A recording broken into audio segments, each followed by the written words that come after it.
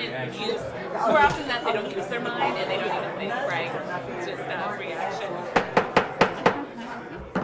We're asking everyone to come in and take their seats. We're going to call the meeting to order. Okay. I understand that Ms. Zook is joining us by conference call. We have feedback. Is that feedback from her? Okay, great. Okay. So this is a work session. This is the work session of the Arkansas Department of Education State Board of Education.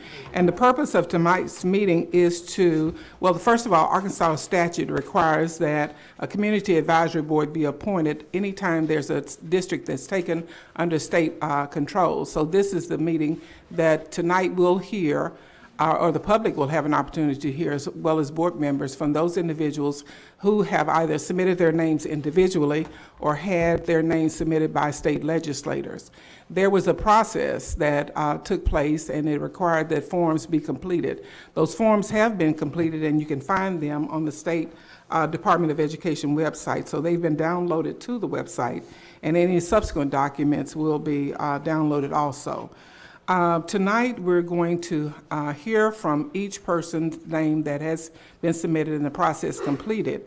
And we're going to have a 3-minute time limit. It's going to be a 3-minute hard time limit, so the time will stop. Your comments you'll be notified if you hear the beep, but you will be notified when 3 minutes are up. We have at least 2 letters that have been submitted, and I understand Ms. Clay has those letters, and we want you too, Ms. Clay, to stop reading. If the letters extend past 3 minutes, we want you to stop also. So we're ready to begin. Are there any questions before we start the process? The continuation of this process will be that the commissioner will review the names along with considering the comments that will be made. And he will determine a list of members of the Community Advisory Board to be submitted to the Department of Education Board, to this board, that you will hear on in the July meeting on Friday. So that's the process. So the process will start tonight and be completed on Friday, the Friday meeting in July. Okay. The first person, and we're going to go by the way the names are listed on the on our agenda, and the first person's name is Chauncey Holloman. Chauncey Holloman. Hello, how's everyone doing this evening? Good, I hope. My name is Chauncey Holloman. I am with the City of Little Rock Small Business Development Office. I'm its coordinator, and I'm also a serial entrepreneur. I applied to be a part of this LRSD Community Advisory Board because Youth Matters have always been quite a passion of mine.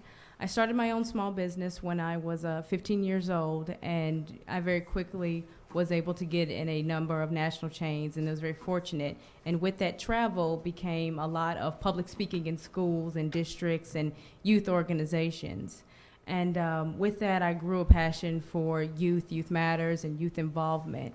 And if selected to be a part of this advisory board, I would kind of suggest a 2-pronged approach in getting our schools out of academic distress, one of which being community focus groups as opposed to the traditional forum setting where we get that community and those community stakeholders and parents out of the audience and into the drawing rooms and into the drawing board and asking them directly, what do you think the issues are? What do you think the concerns are? What have you heard from your children when they come home from school?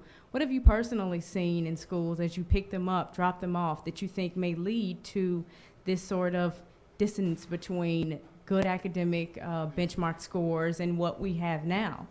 And the second approach, of course, being direct engagement in our city's youth. I think allowing them to speak for themselves, I think, is pivotal, and not only having self-motivation, but also self-accountability in scores that they may have. And asking them, I think we forget how capable we were when we were in high school and middle school, and asking these youths, what do you think your concerns are? Why do you think the scores are what they are, and what do you think they can do to solve them? I think part of the answers they have, and it's just creating the forum for them to self-identify their needs and articulate their concerns, and for us or whoever is selected in the community at large to genuinely hear those concerns and take them seriously. So I think that's one of the ways we can move forward. I think that's the ticket to getting us out of academic distress, is hearing not only the community, getting that community input through focus groups and letting them be involved in the process, and letting the youth that are taking the score, that are taking the tests, that are getting the grades, be a part of the drawing board. I'm not sure how much time I have left. 15 seconds. Okay, well, we'll stop there. All right, thank you. Well, thank you. Thank you. Okay, next, thank you, Ms. Holloman. And next is Mr. Gabe Holstrom.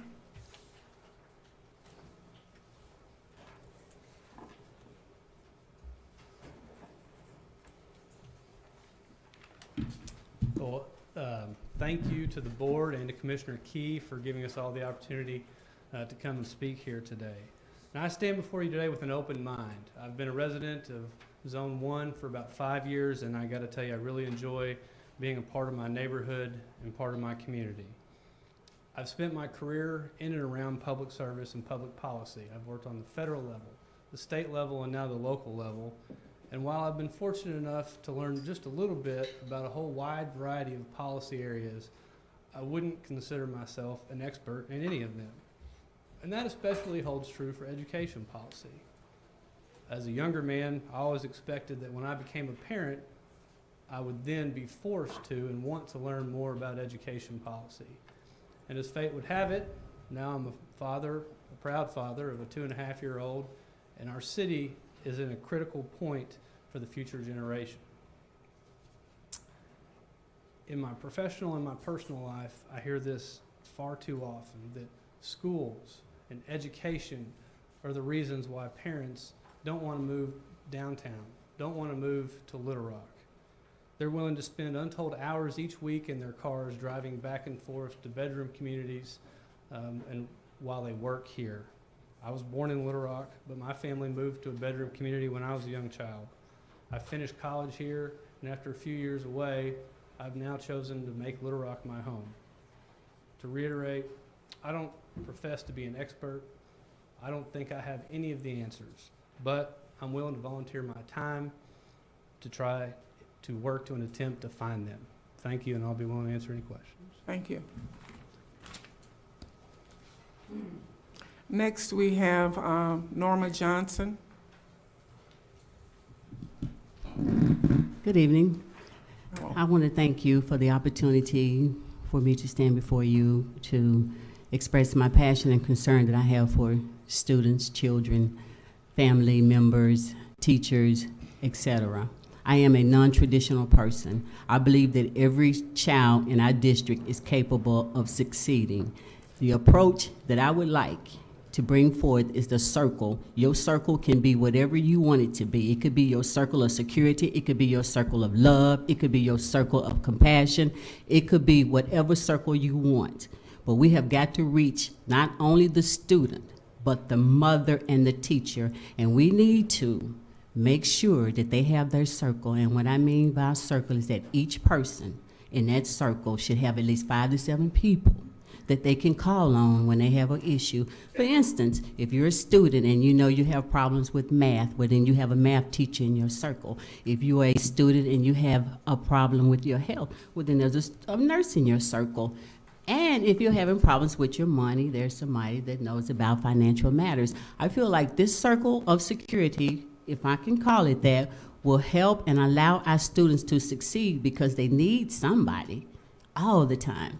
So that would be my approach. And then I also have this what if. I had a couple of scenarios and I wasn't really sure because I knew we only had 3 minutes, so I had to kind of trim it down. But what if? And so this is to the audience. What if everybody in this meeting went out to a school and reached out to one child? What if everybody in this room went to a PTSA meeting? Some of our meetings, you only get 5 or 6 people, but we can bring together a group of people here. So what if you as an individual went to a classroom and grabbed a student, reached out to a student, and helped that student to succeed?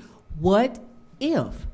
What if? And so I would like to challenge everybody. Ask yourself, what if you did this? We have to understand, we can come together when it's time to protest, we can come together when it's time to do this, but what about our students?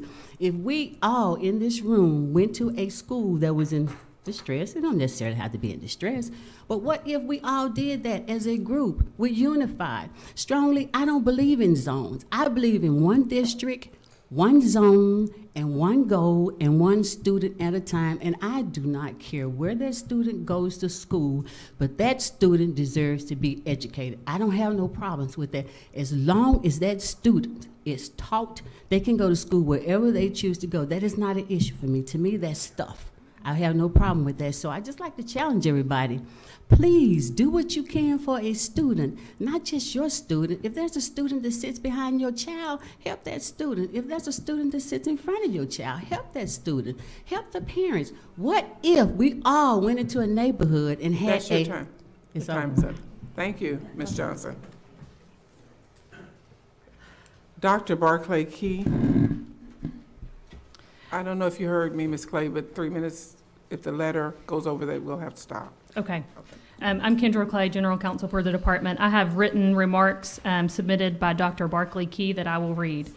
I'm choosing not to appear at this meeting because I don't want my presence to lend legitimacy to a process that is nothing more than political theater.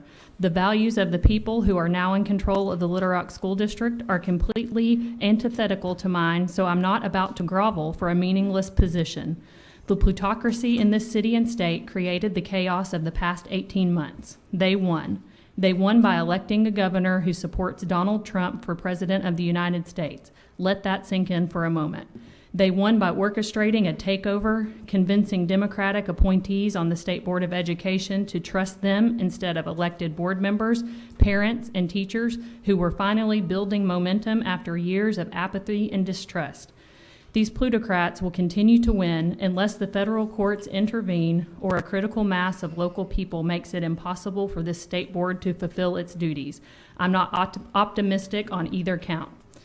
In keeping with tradition, Little Rock's most vulnerable children will continue to suffer most. If the state takeover had brought wide-ranging and meaningful changes, your ongoing public relations nightmare would have ended a year ago. The elected school board was prepared to reconstitute all of the so-called distressed schools. A district-wide reading plan was being prepared. A unanimous vote by the elected school board set in motion a comprehensive, equitable facilities plan. Instead, we got a takeover and the appointment of another plutocrat as superintendent who, for the most part, ensured the status quo prevailed. Upper-level administrators played right along, protecting their bloated salaries and pretending that a simple pre-test, post-test strategy was somehow new and innovative. It's shameful. So another year has passed. We've shuffled another graduating class into the world, many of them unable to read at grade level. Our middle schools need extensive attention and improvements. Most self-respecting teachers can't leave the district fast enough. The next regular session of the legislature will ensure that the Little Rock School District will soon cease to exist as we know it. The plutocrats are hell-bent on replicating so-called reforms that have failed or already been abandoned in other cities. We'll turn our facilities over to charter schools with little or no public oversight rather than taking community and personal responsibility. And a year from now, we'll have journalists descending on the city again, marking the 60th anniversary of the 1957 Central High crisis, reminding us all of past and present sins. What will they say of our state and the Little Rock School District? What will visitors say about what we do today when the 75th or 100th anniversary is observed? I know that I won't be wielding any power, but here are some ideas that might change the current narrative that you are writing for our schools and our city. We can institute a program of educational reparations for graduates of Fair, Hall, and McClellan. Part of that program would include full scholarships, tuition, dorm, expenses, and books to UALR for every graduate of these. Ms. Clay, that's Thank you. end of your time. Thank you. Okay, next person we'll hear from is Joy Springer. Chairman Newton, board members, and Mr. Key. My name is Joy Springer. I am your choice for Zone 1 board representative, and you may ask the question, why? I have lived and advocated for the students of Zone 1 for the past 25 years. I have volunteered in the schools of the district for over 25 years. I am an educator. I have degrees, a master's degree and a bachelor's degree in education. I have served on various committees of the Little Rock School District, and as a result of my service, I have become very familiar with the educational services being provided by the district. I've served on various boards and executive and decision-making positions over the past 25 years.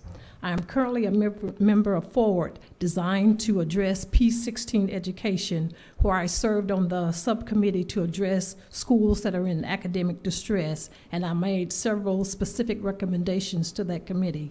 I continue to work with Forward regarding the implementation of those goals. And there were some questions asked in the letter that I received. There were 2 questions. And the first question asked, how will I work with the community to build community capacity for continued support of the school district? And the second question was, how will I work to seek community input from residents of the district regarding the progress of schools in correcting their labels of academic distress? My answer to the first question, I plan to work cooperatively with the community. As a member of the Civic Advisory Committee, we secured valuable input from the community regarding the issues of great concern to them. The top 2, as you may know, was equity and facilities. If equity and facilities are lacking, there will be no success in addressing student learning. And the answer to your second question, I will continue to work with various members to encourage more parental support in this district, and that is taking place as we speak. I'm a member of a committee. We're working to get parents together in order to address the schools that need attention. When Mr. Key recommends me for your approval as Zone 1 representative, you should know that I will be a strong advocate for a free, equitable, and appropriate education for the students of the Little Rock School District who are not proficient in reading and math.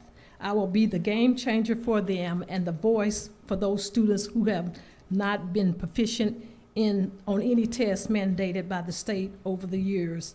We can't continue to tolerate lip service to the education of these students. Thank you. Thank you, Ms. Springer. Okay, that concludes hearing from individuals from Zone 1. We'll move on to Zone 2. Maria Chavarria Garcia. I hope I didn't mispronounce your name. Did I get close? Hello. Hello. Well, everybody mispronounced my name. So, hi. I'm here for the first time. I'm a volunteer in the public schools for many years, here in Central Arkansas, 14 years.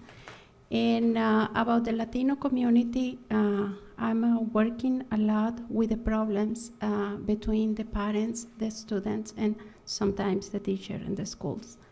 I'm a volunteer also and mentor in Hall High, and I help all the students, especially in the process to go to the college, because it is very difficult for them to understand the process, and it's difficult for the students, but it is more difficult for the parents.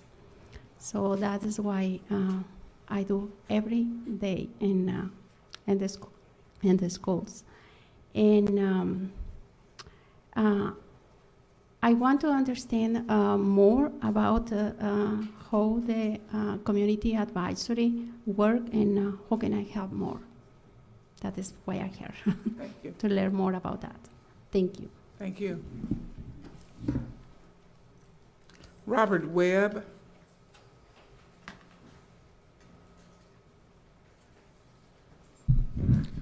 Good evening. My name is Robert Webb. I'm a community advocate.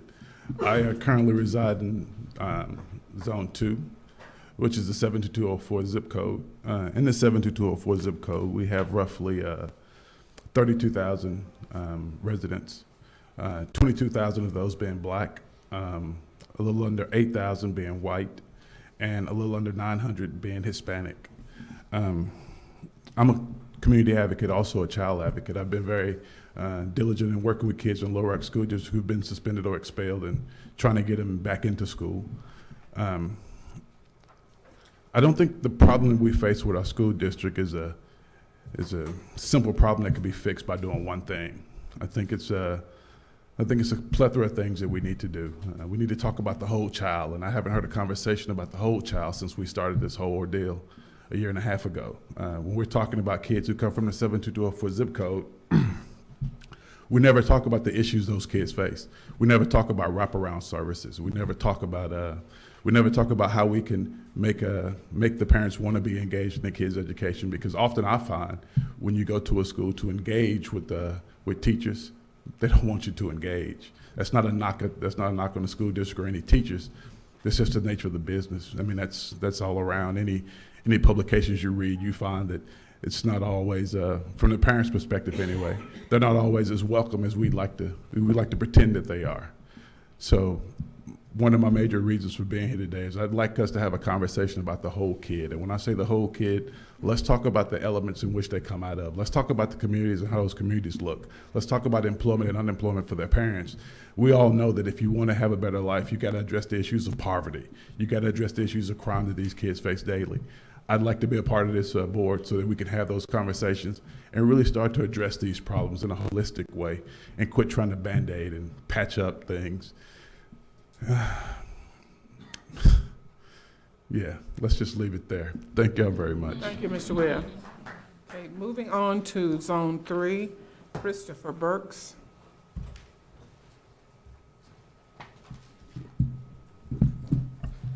Good evening. My name is Chris Burks, and I'm Zone 3. I want to serve on this board because my daughter Clara will go to Jefferson, and I want a world-class education for Clara and all children in this great city. I want to serve for the same reasons that you're on the state board. You use your ideas, your life experience, your passion to make a difference for our children. I think that's noble work, and I want to thank you for that. I want to join you in that. I want to be accountable to Commissioner Key, Superintendent Poore, and everyone in the community. I think what this community needs is a committed campaign of community engagement that reaches out across past divides and brings everyone together. Let me add 2 quick points. I think that investing in equal opportunity in education for all children is absolutely the civil rights issue of our time. I think it's also the most economic and morally pressing issue that faces Little Rock today. I think it's great work, and you all know that. That's why you're there. I'm a lawyer. I've worked on teacher fair dismissal cases. I've clerked for 2 judges, a conservative judge on the state Supreme Court, a judge appointed by President Obama in El Dorado. I think I can reach out to different communities and engage everyone. I grew up here in Little Rock. I went to Forest Park. I went to Pulaski Heights. I went to Little Rock Central. I think what you need in this zone is someone that can reach out to the different communities, the different schools, be it what I call liberals in Hillcrest or be it what I call country club Republicans in the Heights. You need someone that's comfortable in both of those worlds. You need someone that can reach out and engage with credibility. My family founded St. Andrew's Anglican Church with some other families, so faith and values are important to me. At the same time, diversity and rights for all are also very important to me as well. I think I can speak with credibility on those issues in different communities. It's something I'm committed to doing to bring people together. Lastly, in conclusion, as I mentioned, there are different communities in Zone 3. There are different schools, different zones, different people, different interests. I think what you need is a committed campaign based on actual research, best practices, driven to reach out to all the different people, engage them in the work of the community, engage them in the school district, and then hold us accountable, use actual metrics to hold this committee accountable to producing that engagement. The science, the data is out there how to do it. It just takes the will. So in conclusion, it would be an honor to serve. I really appreciate the opportunity. And I want to say again, I think investing in educational opportunity for all children is the civil rights issue of this time, and it's the most economic and morally pressing issue our city faces. I think we can be one city. I think we can have a world-class education system for all of our children. I think that I have the support of public servants who have been elected by the majority of this district, people that have recommended me. I think I can work with them, work with different people in the district to make a real difference. Thank you. Thank you, Mr. Webb. Next, from Zone 3, Mr. Burks. I'm sorry, that was Ms. Burks. Mr. Carpenter, Chandler Carpenter. Ms. Hi, thank you for having us. My name is Chandler DeVore Carpenter, and I am asking for your consideration as the Zone 3 representative of the Little Rock School District Community Advisory Board. I received my master's in public service from the Clinton School in 2007 and my master's in special education from Arkansas State University in 2012. I've been teaching special education for 8 years, and the last 6 of those have been in the Little Rock School District. In addition to my academic and work qualifications, I have a student who just completed kindergarten at Gibbs. I have dedicated my life to serving children, and an appointment to this board would further my goal of ensuring that every child has equal opportunity and access to a quality public school education. As a board member, I would take my responsibility of representing our community seriously. First, I would recommend that the board review and implement major recommendations from the Civic Advisory Committee's final report, including the top 3, creating and implementing a plan to improve school facilities, equity among schools, and increasing student and parent involvement. I would work with stakeholders to create an evidence-based plan to improve all schools, but especially the 5 academically distressed schools that are left in Little Rock School District. I think a good example to look at is Baseline Elementary that implemented those wraparound services that we were talking about earlier and came out of academic distress. I would advocate for continued needs assessments and community forums and keep an open line of communication between the community and stakeholders at the board through social media, email, and forums. I will provide the community with accurate information regarding the Little Rock School District and demand transparency from the Little Rock School District administration and state board. I will make recommendations to administration and Commissioner Key on how to improve outcomes for all students, including a plan to implement the new dyslexia law to dramatically improve reading levels for some of our most vulnerable students. I'm sorry. It's okay. Thank you. No, your time hasn't ended. Oh. Yeah, 1 minute. Okay. My Lastly, timekeeper. sorry. Lastly, I will work tirelessly to put myself out of a job by making strides for the community to regain local control as soon as possible so we can have an elected school board and tangible input on matters involving our school district. Please consider me for the Zone 3 representative. If selected, I promise to fight for what's best for our children and our community. Thank you. Thank you, Ms. Carpenter. Next, we have, Apologies, Madam Chair, that was a text that I had coming in that dinged at the same time. Melanie Fox. Good evening. I'm Melanie Fox. I'm familiar with a lot of you all. I became involved with the Little Rock School District back in 2002 when my son started kindergarten. You might want to pull the mic down to just... I was involved in the school PTA and then on to the Little Rock PTA. I substitute taught. I was a board member of the Public Education Foundation. And at that point, I wasn't happy with the math program that the Little Rock School District, Turk's Math. All of that led to 2 successful runs for the Little Rock School Board. I served there from 2006 to 2012. You invited us here tonight to talk about 2 of the 5 duties of the advisory board. 1, to build community capacity to support the district. And we should do that by being engaged listeners and getting out in the community and building open and honest relationships with the people that use our facilities as well as the broader community. The second one, seek community input regarding the progress that the district is making, resolving or correcting the issues that caused academic distress is a little more complex. I'm not sure everyone in the schools completely understand exactly what the specific issues are. So we need to really drill down and establish for the people what those issues are so we can partner with the parents and the educators to solve those issues. So we should develop a plan outlining very succinctly what the issues are and what measures the district is taking to improve those indicators. I think we can do a lot of that. I think school improvement, I think the district is doing a lot of that right now, but I don't think the community understands exactly what they could do to help us. And I propose that we make that very simplistic so that they can be our partners and we can work ourselves out of a job. Thank you. Thank you. Next is Tibby McCulloch. She was a call-in. Okay. She should be on This is Doug at the Department of Education. Could you please identify yourself for the record?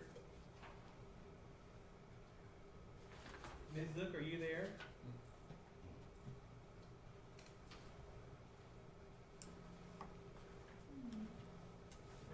Is there anyone else on the call? Yes, I am.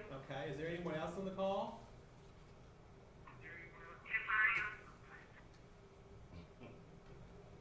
Is that Ms. McCullough?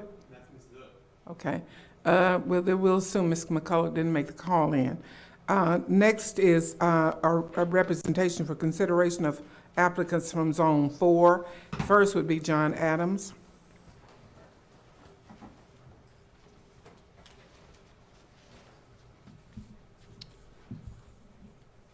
Thank you for your time tonight. My name is John Adams, and I'd like to represent Zone 4 on the Community Advisory Board. As a few of the previous speakers have just mentioned, this board is being asked to really do two things. First, seek input and conduct hearings and build community so we can figure out what it is that people of Little Rock really want from our schools. And then to make a report to Commissioner Key and to Superintendent Poore about what we found and about what the people of Little Rock are saying. So I think my experience, both as a lawyer and pretty active in the community, and has given me the kind of ties to make sure that people, not just in Zone 4 in West Little Rock, but all over Little Rock, get heard, and that's going to be really important in this process. So at the risk of deflating our mission, I think really listening is the most important thing we can do. But listening is a lot harder than it sounds. I think there's a lot of numbers get thrown back and forth, and a lot of people have a lot of deep commitments to the schools and are very emotional about them. But I think trying to make sure that we really can tease out a lot of what people need from the schools is often harder than it sounds. And I just want to tell a brief story about my own experience that shows you that a lot of things may get missed if we don't do a lot of listening first. My son is a third grader, just finished his third year at Jefferson Elementary, and he has fairly profound developmental disabilities. The first thing you'd notice if you were able to meet him is that he has very limited receptive language and almost no expressive language. The students and teachers and administrators at Jefferson Elementary have done an amazing job of providing services to my son in a way that's helped him grow and really integrated him into the community in a way that really blew our minds. So probably a dozen or more times over the last few years, my family's been out shopping or at a restaurant, and a student from Jefferson that we don't know will come up to us and say hi to our son and talk about how they play with him on the playground and the role that he's played in their school community, even though he can't talk.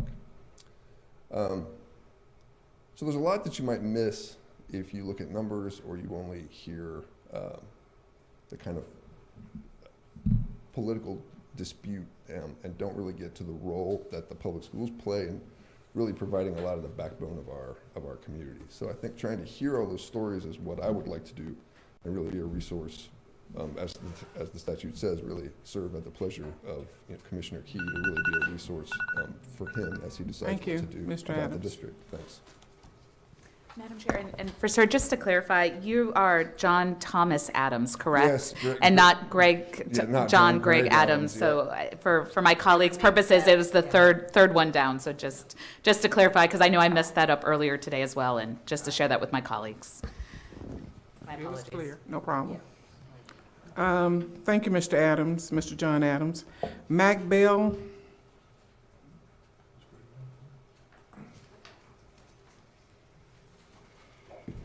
Hi, I'm Mac Bell. I'm the father of three in Little Rock School District.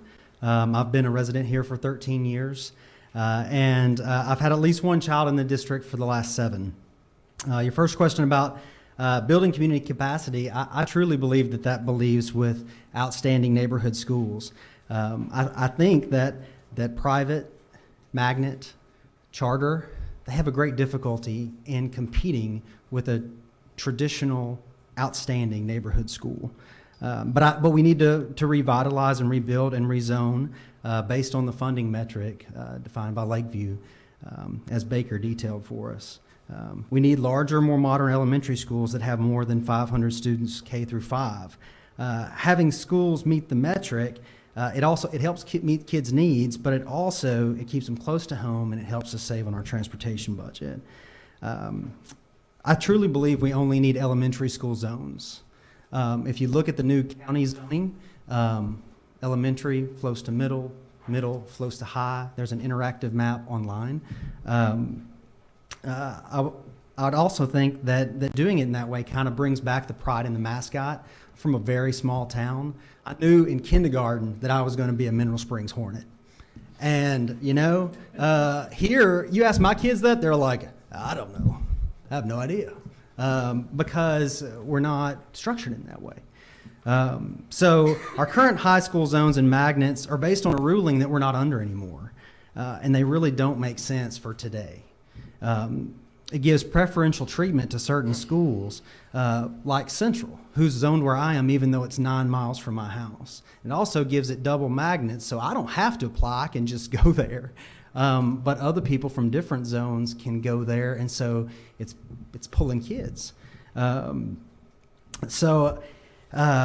second way to build community capacity, I truly believe, is one district south of the river.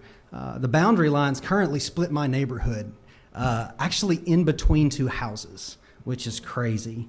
There are people that can see Roberts Elementary from their front porch, but can't go there. There are people that are less than 3 miles from Robinson, but can't go there.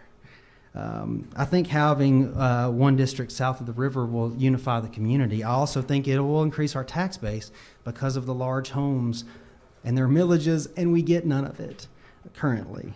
Your second question was to how to seek local input. I've been part of lots of groups, and I think that there's lots of good information and lots of good data. I think objective data is available. I really do. But we need to use it as a mirror, not a sword. And it can help us on the path for excellence for all kids. Thank you. John Thomas Adams. It's actually Greg Adams.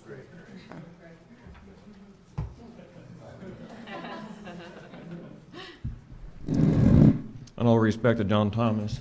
Well, I know you, but that's what's written down. Thank you for having me here. I feel a little bit like the bad penny for this board. You've sent me away twice, and I keep coming back. So I'm not going to say a lot about who I am and what I do, because I think you know me, for better or for worse. But I want to say a little bit about why I put my name in for this board. And I'm really heartened by all the people who did put their name in for this board. That really encourages me. And I'm really glad, Mr. Key, that you're going to have some tough choices, I hope. And I think you're going to have some tough choices in my zone. And I'm glad for that, because that shows in community engagement. What I wanted to put my name into this is because I wanted you and the board to have the choice of somebody if what I brought to the table was what you need as you put together as diverse and strong a group as possible to serve the district in this very important time and to help a brand new superintendent. And what I bring, of course, is an experience recently on the board and understanding of some of the issues from that experience in the Civic Advisory Committee, a commitment to collaboration and finding common ground whenever possible, a big picture perspective, looking at kids everywhere in the district as equally important, and hopefully when there's a disagreement, speaking about that disagreement clearly but respectfully. That's what I bring, and if that's what the board needs, this advisory board, I'm very glad to serve. If somebody else is chosen, I'm very glad to support them and in all the ways possible, and I'm 100% behind Mr. Poor, because I assume that Mr. Poor's success is tied directly to the success of the district and the success of the kids. And until that's proven otherwise, he will have my full support, and whether or not I'm on this board, I will be a resource for him if ever needed. So thank you very much for your consideration. Thank you. Mark Fortune.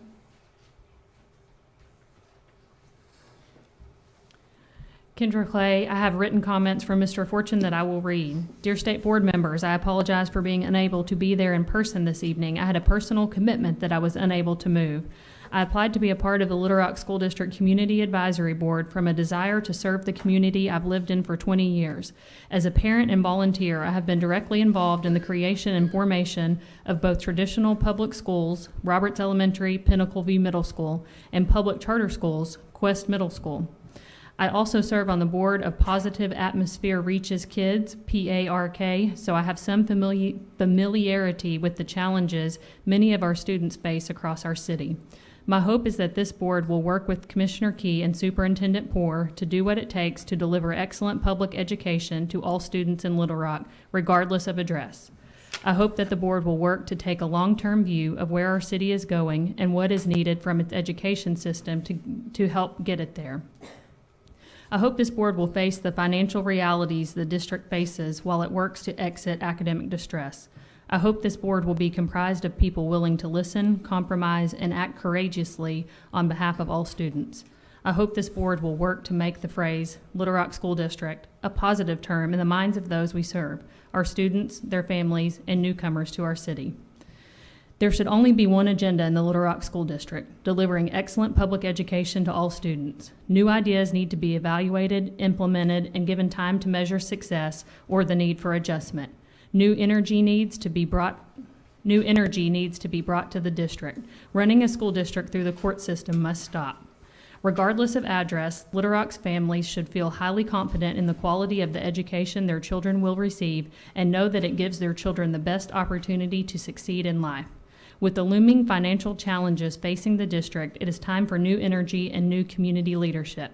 The best way to serve the legacy of those who have come before is to push forward for progress alongside the leadership and guidance of the district's leaders, not to relitigate long-settled questions or promote personal agendas.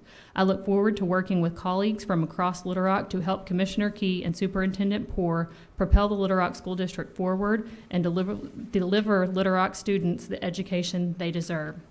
I know a number of the other candidates from Zone 4 and Little Rock students will be well served by them. It is heartening to see our public schools be in the forefront of the public conversation. Thank you for the opportunity to serve, and thank you for your service to our children. I wish you all the best.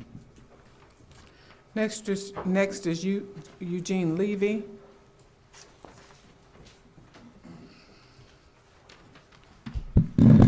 I feel I should also be a John Adams, but I guess I'm.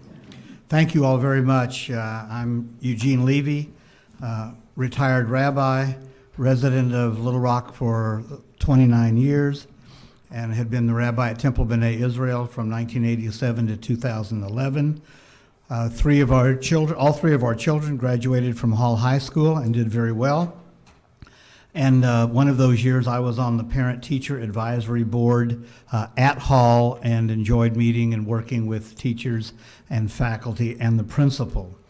I just finished a year on the Civic Advisory Committee, as many of you know, as a representative of one of the two philanthropic organizations.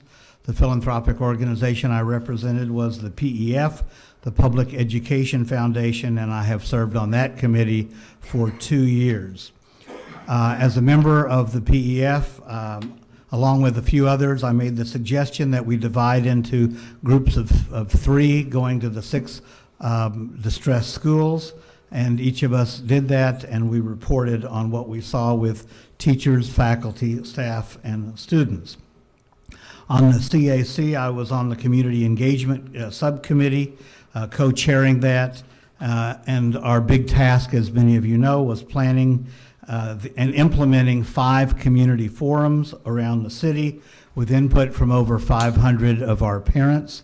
I listened very carefully. Listening seems to be a very important topic here, and participated as I was listening, and was beginning to get the impression that trust and especially transparency were just around the corner, and that's what I would like to continue. I want to make sure that all of the kids in the district have a chance at an equally quality education in equitable environments, that all are treated fairly, and I oppose the shutdown of any of the schools. As someone who is now retired, I feel like I have the time as well as the ability to make use of all the connections I have fostered over these past 30 years among various citizenries in Little Rock and Central Arkansas. And I appreciate your time and consideration. Thank you.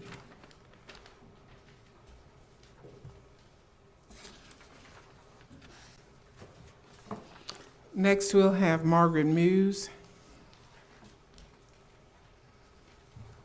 I should begin by saying Margaret is only what my mom calls me when I'm in trouble. I go by Melissa. I am not a native of Little Rock. I've chosen Little Rock very proudly, much to the chagrin of my friends in Chicago and other places. My husband is from Piggott, Arkansas, and he is also a very proud member of Little Rock, and we have no intention of leaving this community. When I was in corporate America and single, the last thing that ever came to my mind is the public schools. I would listen to other people telling about what was happening, and it was not important to me. When I had a child and stayed home with him and started volunteering even before he was in school, I thought, well, I need to get in there. I need to know what's really going on. I started volunteering at Brady Elementary and at McDermott Elementary, which were both in the area where I lived. And that's the word that keeps coming up, listening. That was when I started listening and started hearing from parents and from teachers. When my son was old enough to go to school, we had just moved, and I'll admit we lucked into Roberts Elementary. We actually thought we were going to be at Fulbright, and he started at Roberts, and I started volunteering right in there. And I sat in a classroom when I was volunteering and listened to a group of fourth graders behind me having a discussion about where they were going to middle school. And it echoed what their parents had been saying. And it was sad and it was heartbreaking that they didn't know where they were going to school and that they weren't going to be together. And they were talking, all of them, about private schools. I'm a product of public education. My mother was a school nurse at Washington Elementary. My dad was in the Air Force. He retired from the Air Force and taught at Mills and Jacksonville High School.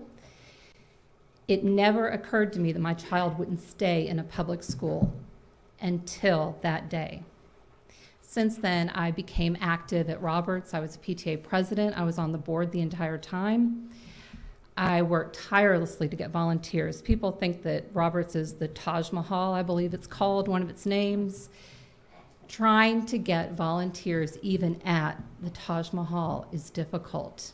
I started going to board meetings, school board meetings, talking to other parents from other zones, and again, that word listening.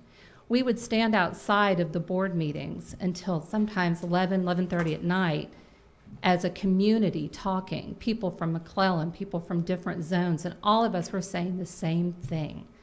That's what I feel has been missing, and that's what I want to bring to the city of Little Rock.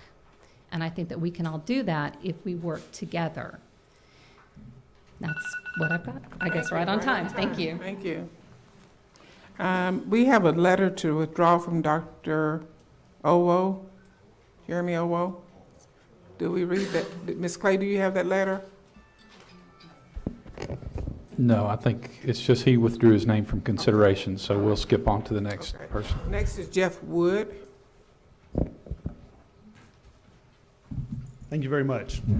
My name is Jeff Wood, and like Melissa before me, I am not a native of Little Rock, but I have lived here several times over the past about 14 years. And recently, I was in a place in my career that my wife and I could choose where we wanted to be. And with a child going from kindergarten to first grade, we decided it was time to come back to Little Rock last summer. And this is where we want to be, and this is where we decided we want to put our roots down.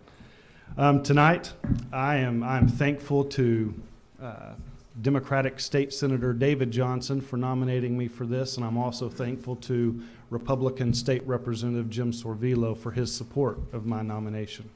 I highlight that only to show the bipartisan nature of those nominations and the support, because I think that bipartisanship may be a highlight of the the thoughtfulness that they appreciate that I give to these issues, but maybe more importantly, and maybe more importantly to these times, is a level of diplomacy that I will bring to the Community Advisory Board.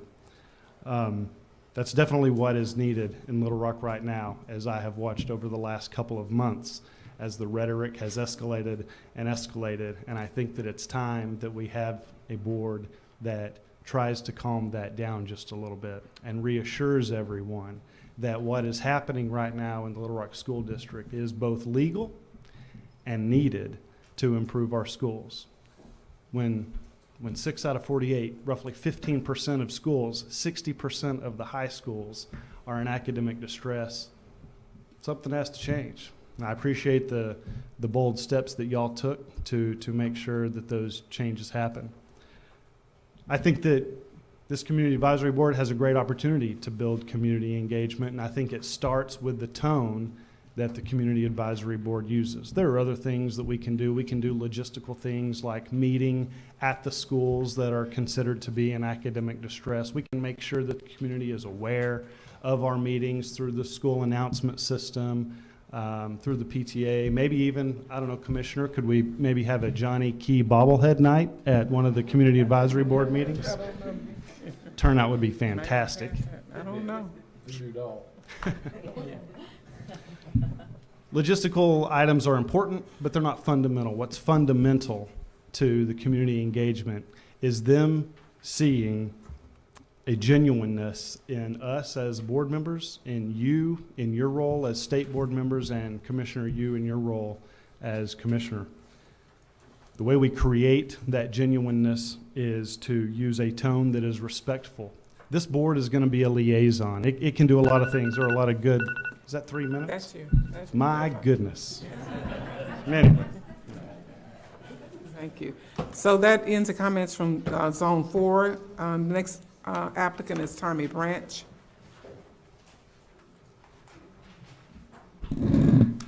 Kendra Clay, I received written comments from Mr. Branch about 20 minutes ago. I'll read those to you, and we'll provide those to you after the meeting and also upload them to the agenda so that the public can see them.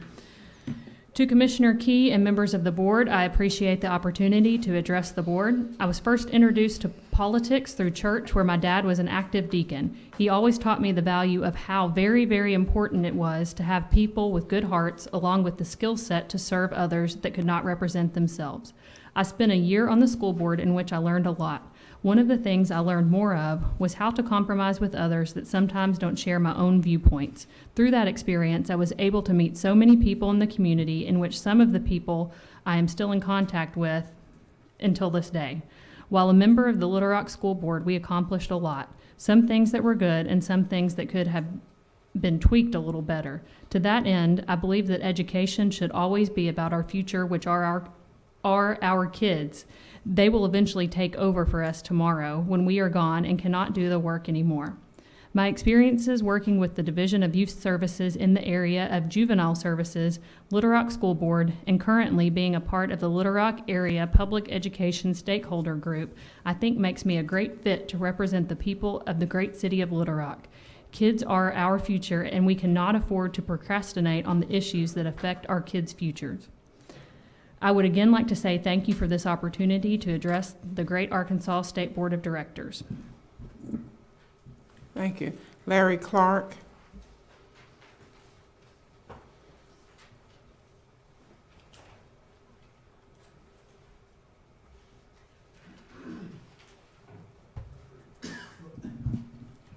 My name is Larry Clark Sr., aka Coach Clark. Currently, I have a awesome after-school program, so I'm already out there on the front line. We mentor kids age 4 to 18. It's called Life Skills for Youth. It's in Southwest Little Rock, and we currently serve 10 elementary schools and 4 middle schools and also 3 high schools. And my thing, I just really want to just continue to support what we're doing here in Little Rock. I have 2 boys that graduated and came through Little Rock School District, J. Fair, finished at J. Fair, and also at Parkview. But my main concern is, of course, like I said, with the academic distress. I want to continue to see what I can do, and I'm doing it every day. I'm getting up, going to work, working full time, and also going out to help our kids. We're doing it like the after school program. We do an out of school program, and we got doing the summer program. We currently have 300 kids enrolled in our summer program, and we also doing a Saturday Academy that to help our kids that are reading or below basic. So I'm out there on the front line, and guys, I just need your help, and I'm trying to see what I can do to bring to the table to continue to help Southwest Little Rock or whatever kids we need in Little Rock School District. That's my purpose, and that's what I've been doing for the last 20 years. And God blessed me with this program, Life Skills for Youth, 10 years ago. So I'm just going to continue to be out there on the front line and doing what I can do for the parents, for the community, for the parents, and for our students. Thank you. Thank you, Mr. Clark. Next is Barry Vultich.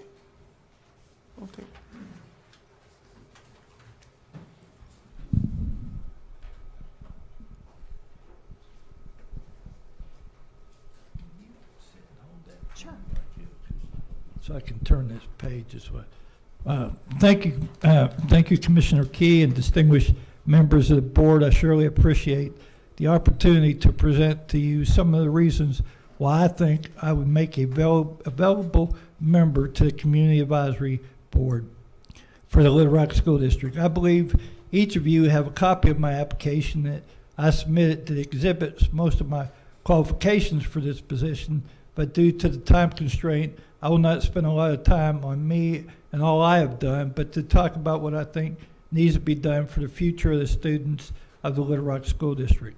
First and foremost, from the very beginning, the focus of the vision and mission statements of this committee must be on the students and how best can they achieve.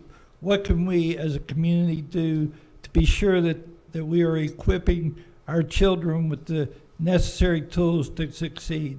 This could take on many different forms. I know I'm preaching to the choir here, especially with some of the research that you as board members have done. But the research is clear and convincing that when the parents, educators, and community all get involved in education, there is a correlation with higher academic performance and school improvement. When we all work together, students tend to get higher grades, attend school more often, dropout rate is lower, and more students go on to higher education. I understand that parents in school and community involvement is not a new concept, and most likely every state is doing some version. But I think we can succeed if we look at what other states have done and adopt the policies and procedures that have proven to work. But moreover, we need to become creative and innovative to find what will work in our unique communities. So where do we start? The school district needs to have established a short-term and long-term plan for raising school achievements, and especially in the areas that is needed the most. However, the Community Advisory Board should have input and have input to the plans and able to establish the goals. Community involvement begins with parents and students. As an advocate for students with disability and special education,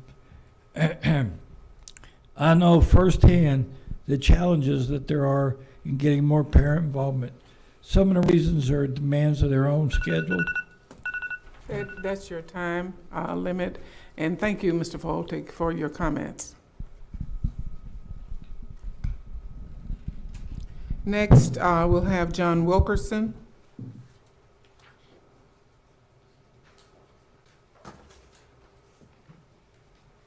Is Mr. Wilkerson? Well, he's coming. Okay.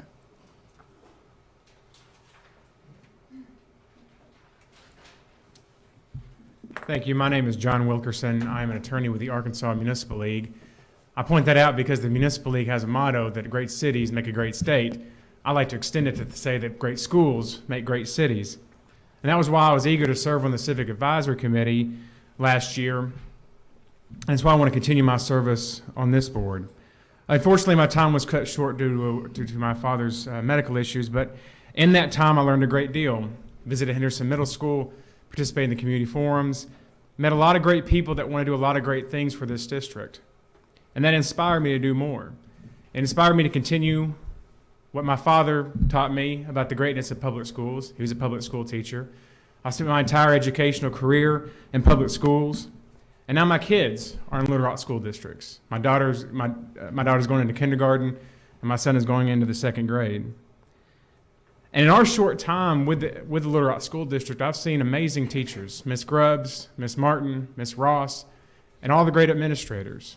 I've seen the greatness of Terry Elementary, where my kids go, and I'm very fortunate that they're there, a great neighborhood school in Little Rock. And I'm invested in the Little Rock School District for the next 12 years.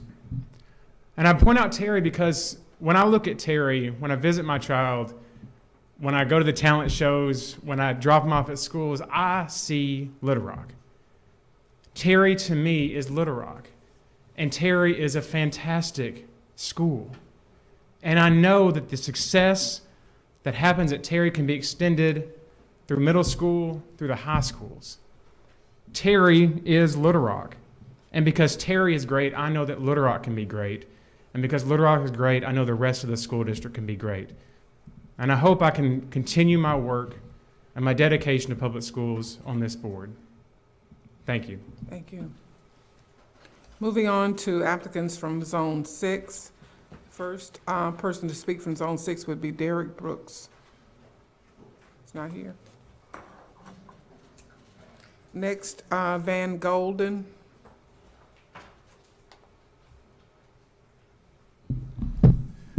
Good evening. I'd like to thank Mr. Key and the board for allowing me to have this opportunity to speak with you today. As a past civic advisory member, I had an extensive experience just going out to the schools and working with the facilities committee as the former chair. Within that, I also found that we were able to engage a number of citizens around the Little Rock community in the community forums. And with that, I would like to work with our new superintendent to, one, provide a holistic viewpoint and also help provide stability to the decision-making process here in the city. Within that, working with our new superintendent, I also like to help review plans, help provide some policy guidance, and I'll also provide some recommendations from the Civic Advisory Committee that were provided to you in the report.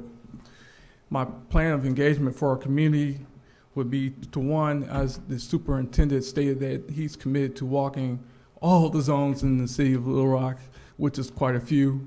I would be willing to walk my zone with him on day one of when he starts. Two, I also like to work with the creation of what I call study circles, in which we could work with the neighborhood associations and go out and meet periodically just to talk about their opinions and what's going on within the Little Rock School District. And three, just to work with district staff to do two things. One is create a constituent line, which I don't think is currently active now. The other is to provide updates to the Little Rock School District website relating specifically to zones. And the other would be to also make sure that there are zone updates within the Little Rock School District newsletter. And those are some of the things that are not commonly visible within the district at this time. And just finally, again, I like to say just stability is a very vital part of this process. As many of you know, that Little Rock has been unstable with all the changes, all the superintendents. And so I hope that I can help provide that to this process. Thank you. Thank you, Mr. Golden. Next is Anthony Hampton.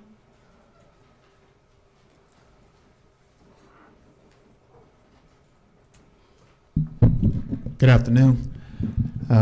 Anthony Hampton, resident of Little Rock, native of Little Rock, Arkansas, graduate of Central High 2000.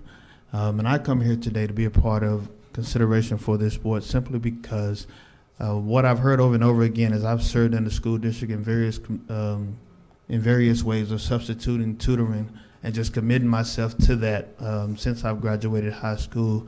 Is the very thing that everyone else has said is something to the point of listening. And here's what I've heard in listening, is that all of our schools should yet look the same. Education should look the same all the way across the board, and not that Watson gets one something and something else gets another. And sometimes that's what it looks like, and it may not be what it is, but that's what the parents see it as. So we have to look at those takes to see, okay, how are we applying everything that we need to apply for this school to fit what it needs to do, instead of making this one size fits all. Because a one size fits all doesn't fit for every school. You can have a basic foundation, but what you need over here at this elementary may not be what you need over here at this elementary, so you take and twist it as you see neat fit. Here's the second point I would like to make, and that is a servant leadership. It's not enough for me to say that I come here and I give advice, but yet they never see me in the school more than just coming to a meeting, but actually being engaged in the classroom, being engaged with the students that are there. And whether I get chosen for this board or not, I'll continue to serve in that way. Here's the other part that parents don't see, and that a lot of constituents don't see, is the fact that they don't see anyone on the board that looks like them. And I'm not talking about as it relates to race, but I'm talking about as it relates to age. I'm talking about as it relates to their background and their career and that type of stuff, because sometimes all you see is the doctors and the educators that have the degrees, but you don't see the simple person, the person that has just learned the hard way through life and did everything else that they're supposed to do, and just working the blue-collar jobs or the jobs at Kroger's and stuff like that to make it. So those are my insights and my inputs from what I've learned from the school district and just serving my time and giving back to that. Thank you. Okay, thank you, Mr. Hampton. Next is Bruce Hill.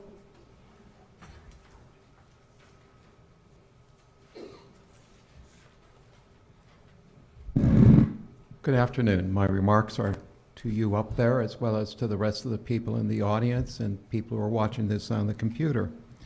The reason why is I'm new to Little Rock, just as several other people. I have no history with the school district. I have history with other school districts. I have taught. I have a bachelor's degree in philosophy, a master's of education and education administration. I work for Jim Nichols. I have other references, and I hope many of you know Jim Nichols, or at least have heard of him. I'm part of the No Tie, No Suit Brigade tonight because I feel very comfortable in appearing before you all. I'm a clean slate. I have no history with this school district. I have a passion for kids, for education. I have an analytical mind. My career, as you can see, has been with the National Labor Relations Board. I can look at a situation, I can gather evidence, I can figure out what's going on. I have read rules and regulations for years. I can do it with the best of them. Before tonight, I read the rules and regulations regarding the Little Rock School District Community Advisory Board, the rules and regulations governing ACT, AAP, and the Academic Distress Program. Read that after a glass of wine.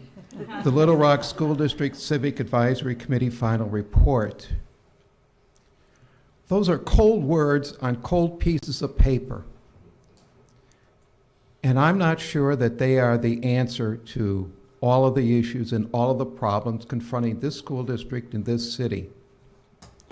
I've come to the conclusion that a major problem with this board and the school district is the lack of information flowing from the teachers and parents and schools to the administrators and the powers to be of the state board and the superintendent of the Little Rock School District.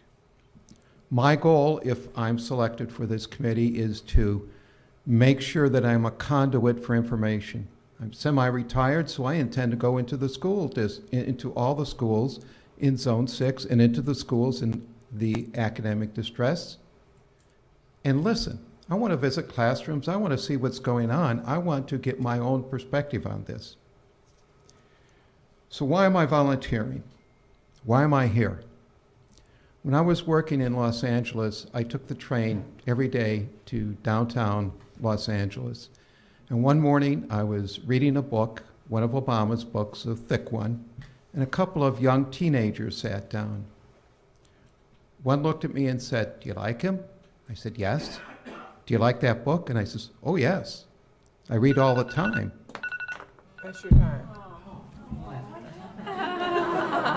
She told me that her teachers thought she was dumb and would not help her learn to read. I don't want to see this historical school district sink to that depth. Thank you, Mr. Hill. Next, Dr. Jesse Hargrove.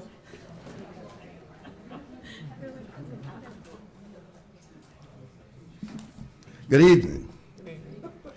I am very pleased to appear before you.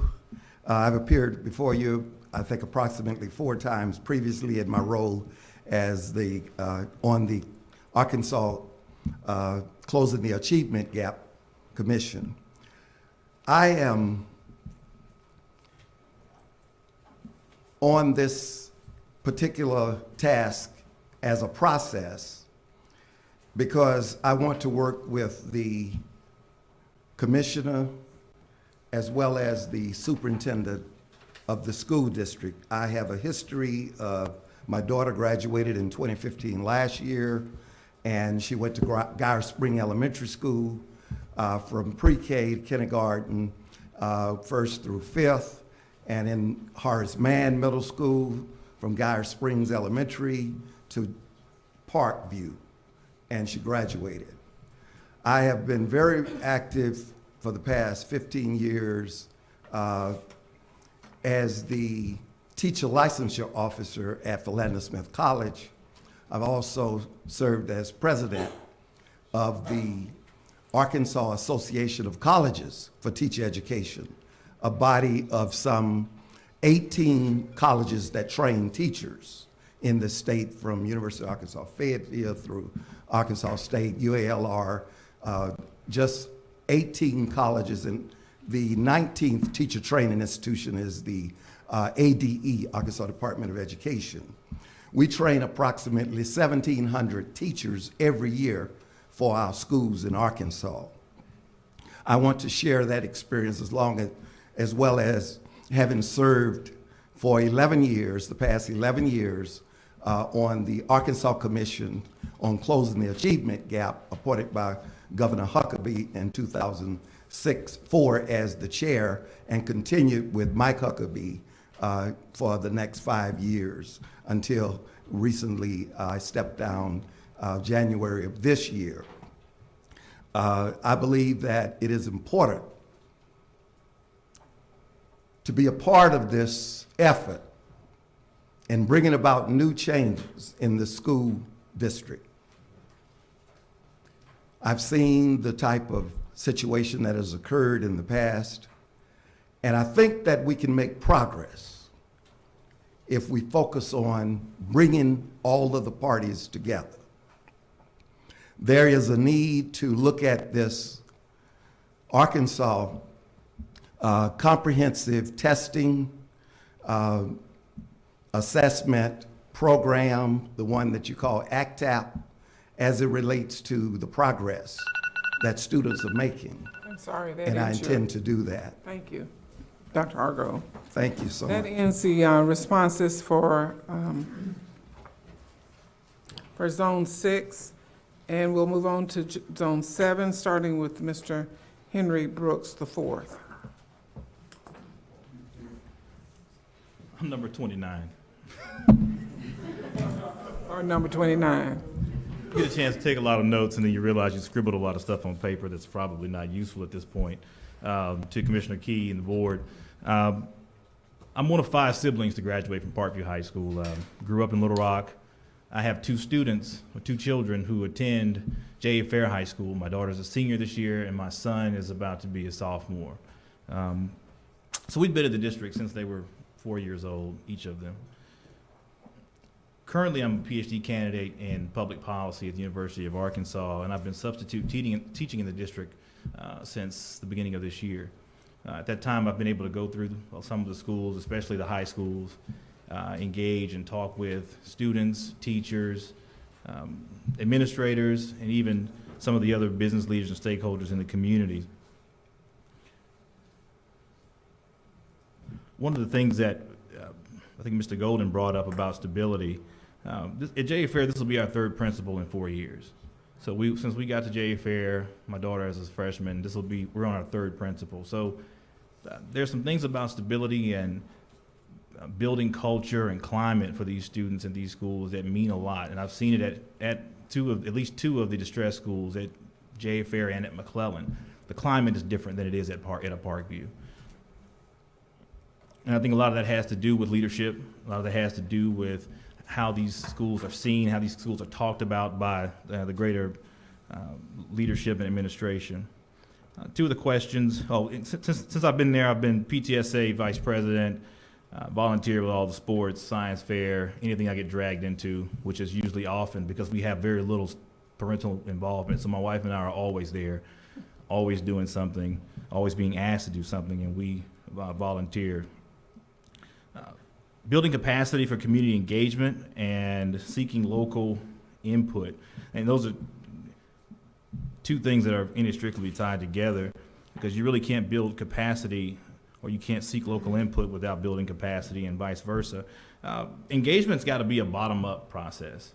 I mean, we can build capacity and we can have these top-down systems and then try to plug in parents and students, but we're forcing them into something that we don't even know if it works or not, or we don't know whether they're comfortable. A lot of parents come to the schools and they feel intimidated. You know, they're not educated. They don't understand the environment. They come in and they're nervous, and a lot of times they're defensive, or they just don't show up. So I think since it has to be bottom up and it has to start at the program delivery level, I think we have to talk to teachers and talk to students. And if we start a process or a program from some research evidence without actually talking to the students in our particular district, then I think we're doomed to at least fall short of a goal, if not completely fail. So seeking local input, talking to teachers, finding out which parents are engaged. That's all. I can ramble for a while, so Okay, thank you. We appreciate your comments, Mr. Brooks. Next, we have Soraya D. Gonzalez. I hope I didn't butcher your name. Great. Right. Good evening. Thank you for the chance to let me have a little speech in here. Just to let you know a little bit about me, I've been working for the community for 8 years since I moved here from San Diego, California to Arkansas. And the first thing that I fell in love was the schools. And my son graduated from high school from here in Arkansas. But I see at the same time a lot of poverty between our community, that we don't have any bridges in Spanish. Our community over in Southwest, they needed more people who represent on the board. We already have Ms. Maria, and we're really happy to have her in there. And our families yesterday, Sunday, I make a small meeting in my building, and most of the parents, they asked me, please let them know that we're really interested to have our children done high school. We want our children to have chance to go to a good college. And the only way that we can do it is have more people bilingual in our schools and have people who represent us on the board. And I ask you this, please, whenever you guys make a decision, always think in our Hispanic community. Thank you. Thank you. You're welcome. Next is Diana Harshfield. She withdrew. Okay. Next, we have a letter from Candy Hughes. Kendra Clay, I will read remarks submitted by Candy Hughes. Good afternoon. My name is Candy Hughes, and I am the Associate General Counsel at the University of Central Arkansas. I am a Little Rock resident seeking appointment to the Little Rock School District Community Advisory Committee representing Zone 7. I appreciate the opportunity to submit written comments in lieu of attending today's hearing, as I am currently in San Francisco for the National Association of College and University Attorneys annual conference. I am a product of public education and the hard work done in Pulaski County to ensure that all parents had the opportunity to send their children to a school that best fit their needs. My interest in serving on the Little Rock School District Advisory Committee stems from a deep concern and care for serving others and for this community. As a Little Rock resident who as a student participated in the M2M transfer option and attended schools in Little Rock School District, Pulaski County School District, and the North Little Rock School District, I bring my experiences and desire for all students to have the opportunity to achieve at high levels. As a product of the traditional public school system, I learned that great teachers, supported by visionary administrators and sound policies and procedures and resources, can make the difference in the life of a child. My desire to serve in the advisory committee is driven by that knowledge. I bring my hopes and dreams as a parent. Just as important is the fact that I will have 2 young children attending the Little Rock School District next year and into the foreseeable future. I want my children and all children to be able to attend schools and be a part of a school district that promotes success, demands accountability, engages other parents, and is the pride of its business community. I'm willing to work for that for all children. I bring my hopes and dreams as an active community member and a deep commitment to this city. My civic engagement started at an early age as a member of the Little Rock Mayor's Youth Council, as well as an intern with the then Arkansas Secretary of State, Sharon Priest. Several years later, as a graduate of the Arkansas Commitment Program, it was instilled in me when I left Little Rock to attend Duke University that it was imperative to return and to serve the same community that raised me. After graduating from Duke, I returned to Little Rock and attended the University of Arkansas at Little Rock William H. Bowen School of Law. I've been a board member of the Arkansas Food Bank and am a member of the Junior League of Little Rock. As a member of the leadership Greater Little Rock Class 31, I've spent the last 8 months being exposed to the several critical issues facing our city, including our education system. I desire to be a part of providing solutions to the challenges facing Little Rock. Having an exceptional school system is fundamental to economic growth and development and helps to ensure students are college ready so that they too can return to serve Little Rock and have a great quality of life. I want retirees who don't have children in the district to be able to proudly encourage their children to come back home and bring their grandchildren because of the wonderful public school system. I want our higher education system to be bursting at the seams. That's the time. Thank you. Next is Kenyon Lowe, Sr.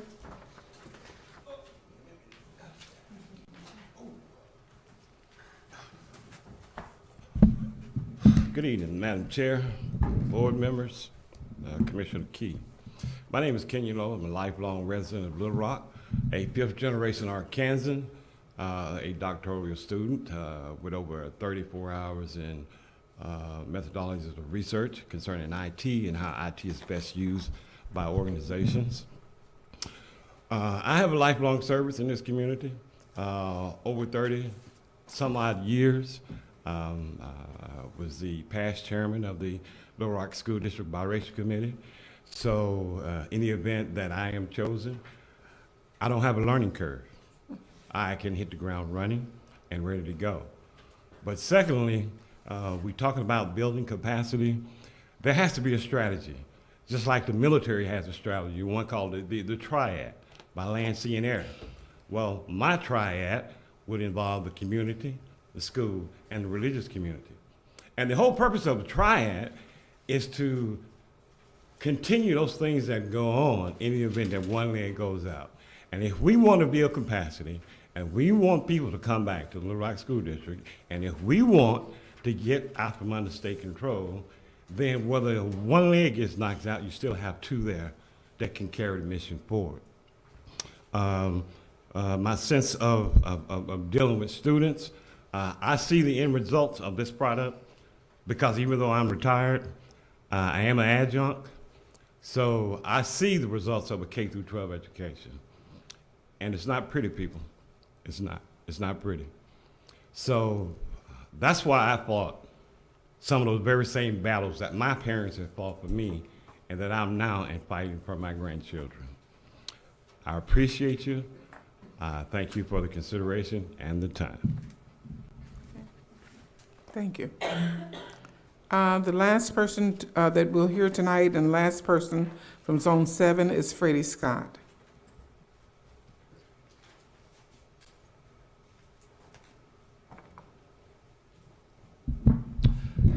Hey, somebody still on this phone call?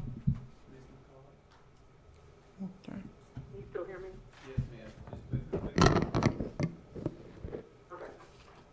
Go ahead, Mr. Scott. Good evening, Madam Chair. the board members and Commissioner Key, and also to everyone here who's represented all the applicants.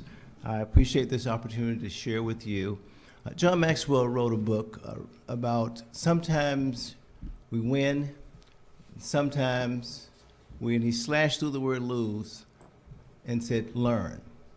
Sometimes we win, sometimes we learn. I have to say that throughout my 11 years of playing professional football as receiver for the Colts and the Lions, I typically would say sometimes we lose because I lost a lot during that time frame.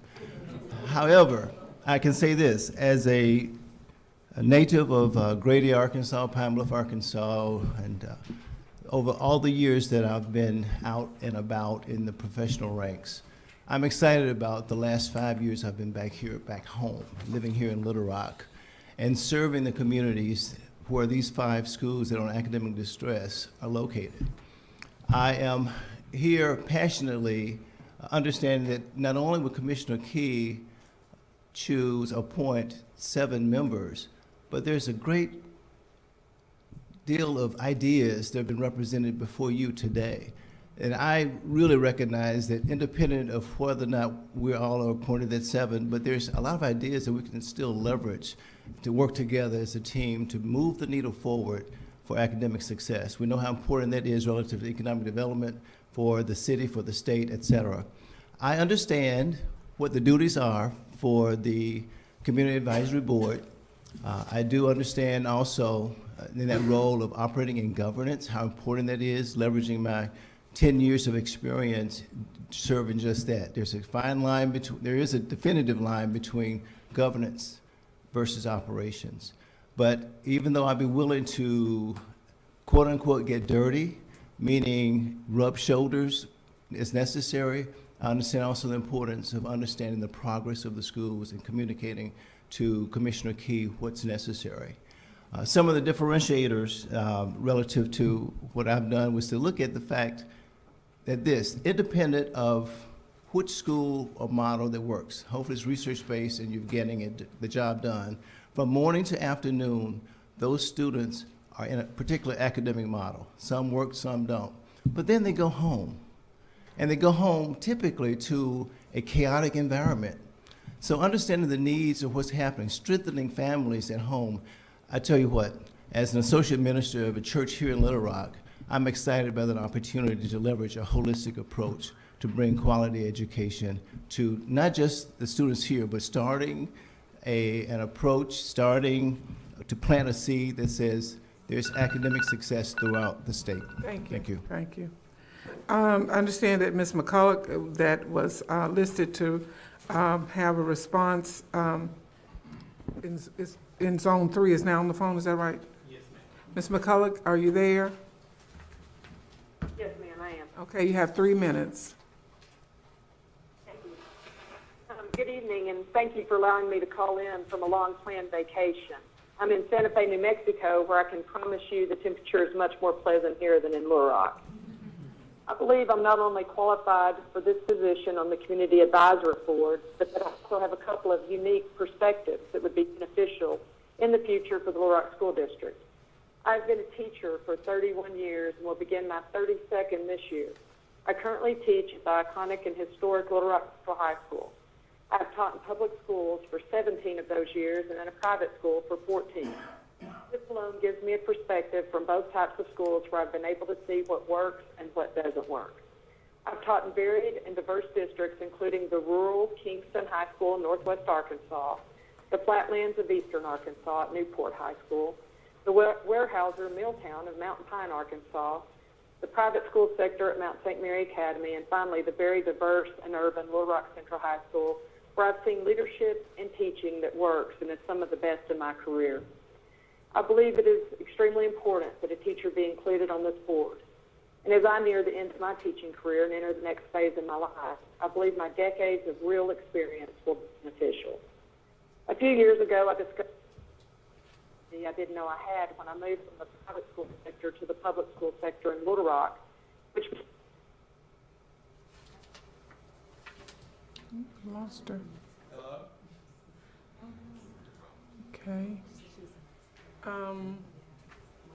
She had 1 minute and 24 seconds left, so, but we heard basically what she had to say. At this time, this is the end of the process. To reframe the process, the next step would be for the commissioner to continue his considerations based on the comments and other information. Okay, you got you have 1.5 minutes. I'm sorry. Go ahead. Go ahead, you have 1.5 minutes. I'm sorry. I'm currently president of the Stonewall Caucus on the Hillcrest Residents Association Board, co-chair of the annual Hillcrest Harvest Fest, and I'm a delegate to the National Convention. I'm very motivated to restore academic and financial stability to Little Rock School District in order to return the district to local control. Here are 5 suggestions I feel are important. We need to focus on meeting all students where they are. This means, 1, the strategic planning involves the entire community. Number 3, a strong bond must be built between the Rock and the Little Rock School District to maximize resources. Number 4, we must strengthen communication at all levels with all communities. And number 5, stability and leadership is a must, for the year in and year out of changing policies, testing, and et cetera causes confusion and duplicates work, when what we should be focused on is the most important mission of educating our students. Thank you for your time and consideration. I also want to thank Representative Joyce Elliott for nominating me. I've been in the trenches for years and will continue to be. I hope you'll place me on the Little Rock School District Community Advisory Board. Thank you. Thank you, Ms. McCullough.